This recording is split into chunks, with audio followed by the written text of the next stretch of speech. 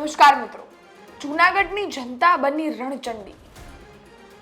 લોકોએ રોડ રસ્તા પર ઉતરી પથ્થરથી કર્યો ચક્કાજામ।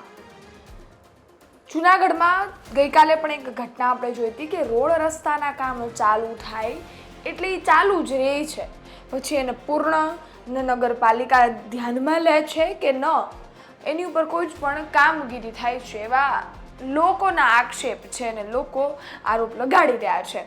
કારણ કે તમે 6 મહિના 7 મહિનાથી જે પણ કામ ચાલતું હોય તમે એને જોઈ રહ્યા છો અને તેમજ એ કામ અધવચ્ચે અટકી જાય તો એક સ્વાભાવિક વસ્તુ છે, એનાથી લોકો છે એની રોજિંદા જીવનમાં તકલીફ ચોક્કસથી પડવાની।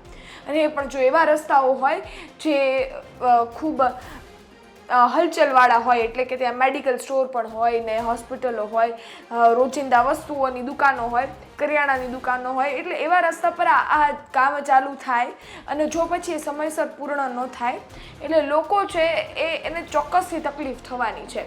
અને ફરી એકવાર જૂનાગઢના સાંતલેશ્વર વિસ્તારમાં એક કામગીરી ચાલુ થઈ હતી અને છેલ્લા ઘણા સમયથી એ ચાલે છે, પરંતુ એ કામ પૂરું નથી થતું અને હવે એને જ લઈ લોકો રોડ રસ્તા પર ઉતરી ગયા છે। લોકોએ તો ત્યાં સુધી કર્યું, મોટા મોટા જે કામ કરવા માટે પથ્થર હોય ને એને એમ લાઈનમાં કરી દીધા અને તેમજ રસ્તો બ્લોક કરી દીધો કે કામ ચાલુ કરાવો પછી જ રસ્તો ચાલુ થશે, ત્યાં સુધી રસ્તો જ ચાલુ નહીં થાય। આવી પરિસ્થિતિનું ત્યાં સર્જન થઈ ગયું અને તેમજ એ સમગ્ર ઘટનામાં લોકો છે એનો રોષ ઠાલવી રહ્યા છે। સૌપ્રથમ જૂનાગઢથી જે દ્રશ્યો આવ્યા છે એ પણ તમે જુઓ અને સાથે જ લોકોની વચ્ચેની વાતચીત પણ તમે સાંભળો। કેસમાં તમે મીટર નાખી દીધા, પ્રજા તો લોકો તો આઈમામ થઈ ગઈ, કોઈ ગરીબ માણસોને પ્રોબ્લેમ મીટર તમને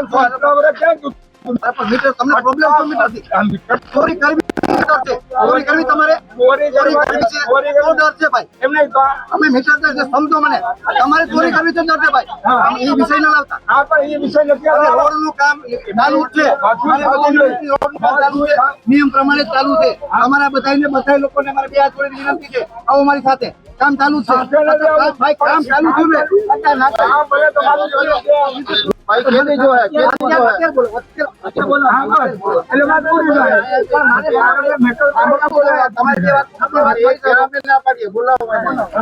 હવે ટેકનિકલી બાબતો ગમે તમે એમ કહો છો તો પાણીનો ઢાલ આમ નીકળી જતો હોય અને ચાલવાનું થતું હોય તો પછી નીકળાવી દે, જો નીકળતું હોય તો જો નહીં આપણે નો નથી કરીએ એ તો બીએ સિવિલ લેવલ કાઢવાની વાત છે।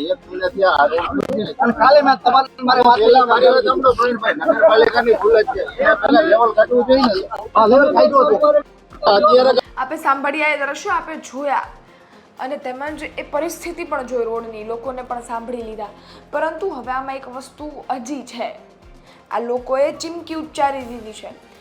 હાલ તો કોઈ જ પણ વસ્તુ છે ને શાંત પાડવામાં આવી છે ને એ રસ્તો છે ચાલુ કરવામાં આવ્યો છે, પરંતુ 15 દિવસનું અલ્ટિમેટમ આપવામાં આવ્યું છે ને ચીમકી આપવામાં આવી છે કે જો આ કામ 15 દિવસમાં પૂર્ણ નહીં થાય તો જૂનાગઢમાં મોટા પાયે આંદોલન થશે।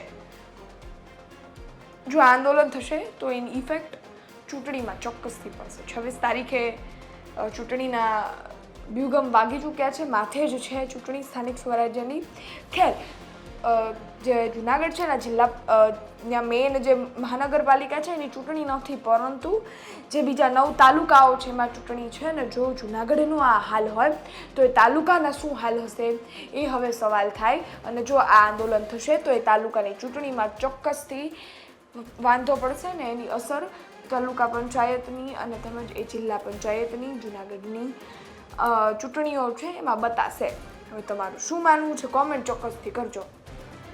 વિસ્તારોમાં જેટલા પણ પ્રશ્નો હોય તમારા એ પણ કોમેન્ટમાં ચોક્કસથી લખજો, એટલે જનતાને પણ ખબર પડે કે કામ શું ચાલી રહ્યું છે, મ્યુનિસિપલ કોર્પોરેશને કેટલા કામ કર્યા છે અને લોકો એ કામથી કેટલા સંતુષ્ટ છે ને એ કામ પૂર્ણ નથી થયા તો લોકો કેટલા હેરાન થઈ રહ્યા છે। ફરી મળીશું નવી માહિતી સાથે, ત્યાં સુધી રજા આપો, ધન્યવાદ।